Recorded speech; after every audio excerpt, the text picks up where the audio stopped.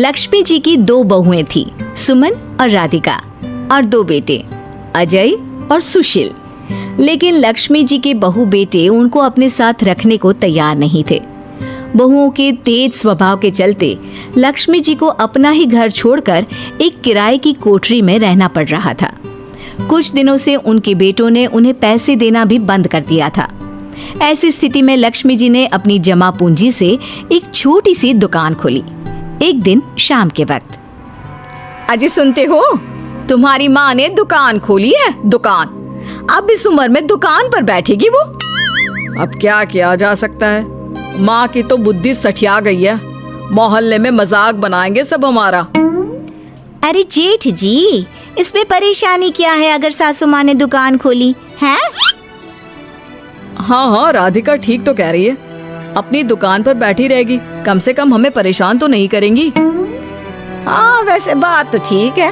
खुद के 2 पैसे कमाएंगी तो कभी कभार हमें जो खर्चा देना पड़ता है ना, वो भी देने से बच जाएंगे हम लोग। फिर किस बात की परेशानी, खोलने दो माँ को दुकान, हमें क्या।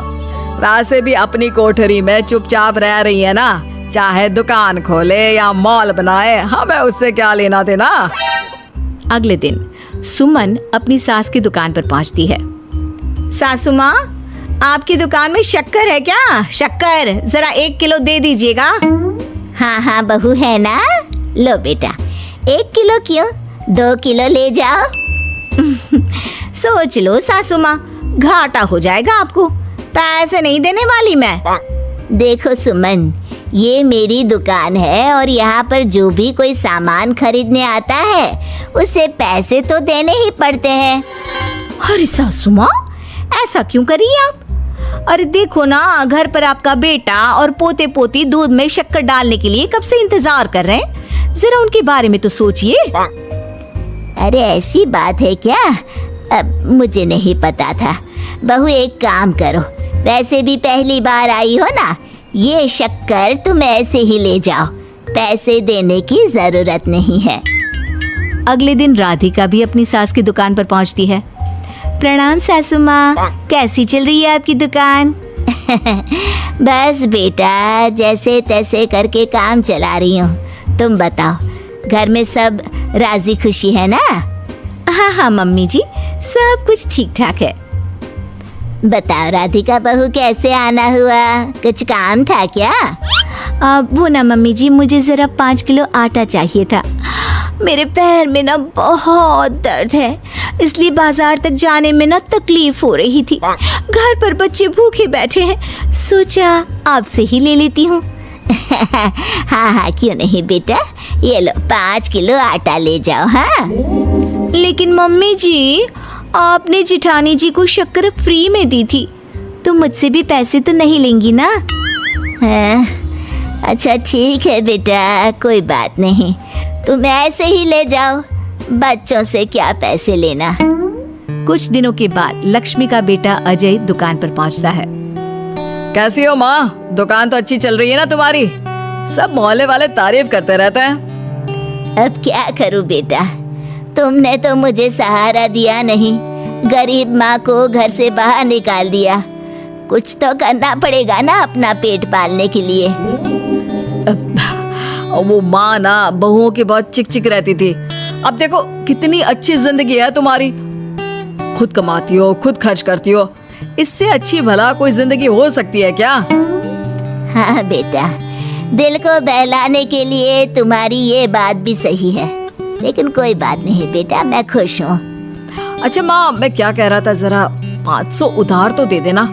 कमाल की बात है बेटा, तुम मुझसे पैसे उधार मांग रहे हो, तुम्हारे पास पैसों की क्या कमी है? अरे माँ, इस महीने की तनख्वाह नहीं आई और आप तो अपनी बहू को जानती है ना, उसे शॉपिंग करनी है, जल्दी वापस लौटा दूंगा माँ। ठीक है बेटा, ये लो 500 रुपए, लेकिन देखो कुछ दिनों में वापस दे देना, मुझे अपनी दुकान के लिए माल भी तो खरीदना है।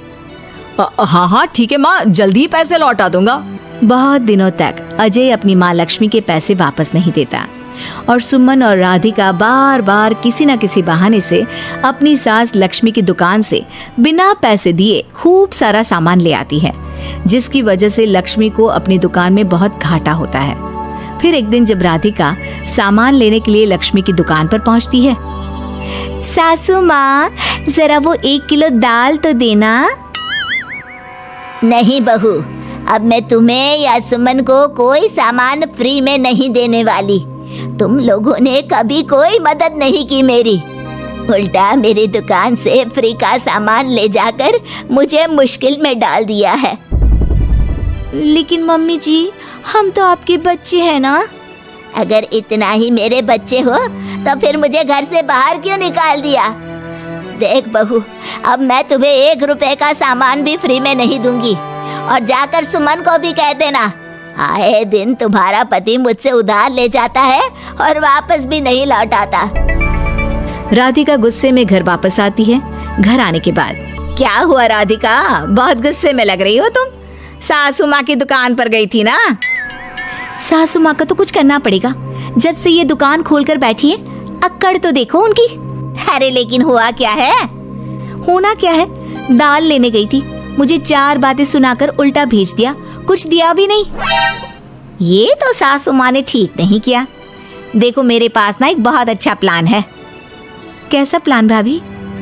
हम अपनी सासू माँ की दुकान में किसी चोर से कहकर चोरी करवा देते हैं और सारा सामान अपने घर मंगवा लेंगे। उसके बाद हमारे पास फ्री में सामान भी आ जाएगा और सासू माँ की अकल भी ठिकाने आ जाएगी। ठीक है भाभी, मैं आपका पूरा साथ दूंगी। अब जल्दी से ये काम करवा दीजिए। और 2 दिनों के बाद सुमन और राधिका एक चोर से मिलकर लक्ष्मी की दुकान में चोरी करवा देते हैं। हे भगवान, ये क्या हो गया? इस उम्र में जैसे तैसे अपना गुजारा कर रही थी, लेकिन चोर मेरा सारा सामान लेकर चले गए। अबे क्या होगा? तभी वहां पर राधिका और सुमन पहुंच जाती है। क्या हुआ सासू माँ, बहुत दुखी लग रही हैं आप?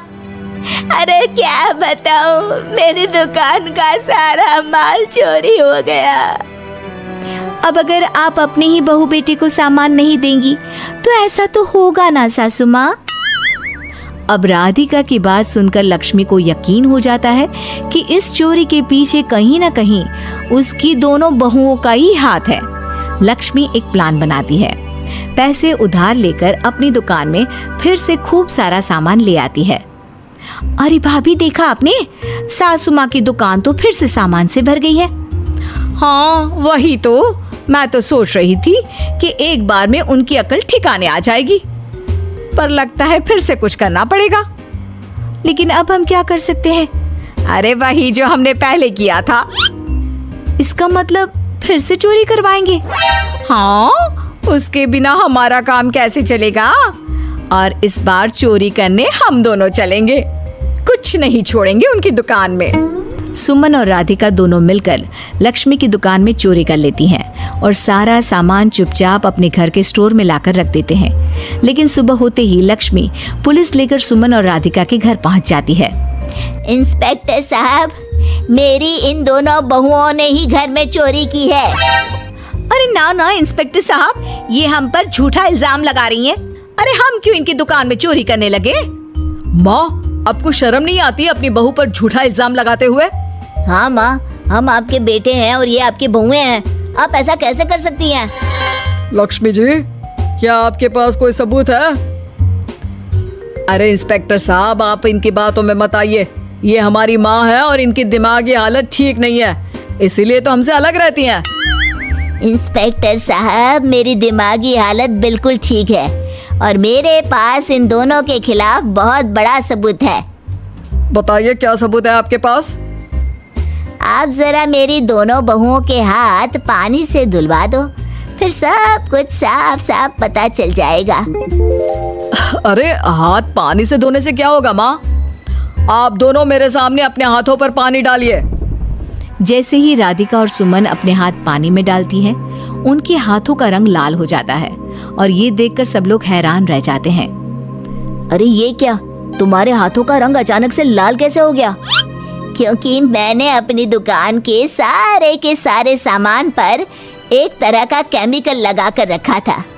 मुझे पता था जो भी चोरी करने आएगा वो सामान को अपने हाथों से उठाएगा और उसके हाथों पर रंग लग जाएगा। अरे माँ, आप तो बहुत चालाक निकली। इसे चालाक नहीं बेटा, बुद्धिमान कहते हैं। और जिसके तुम्हारे जैसे बहू बेटे हो उसे थोड़ा बहुत तो अपनी अकल से काम लेना ही पड़ता है ना। शर्म नहीं आती आप लोगों को अपनी ही माँ को परेशान करते हुए? हमें माफ कर दीजिए सासू माँ, हम आइंदा ऐसी गलती कभी नहीं करेंगे। और हाँ, आपको अपने साथ रखेंगे, आपकी सेवा करेंगे और पूरी इज्जत भी देंगे।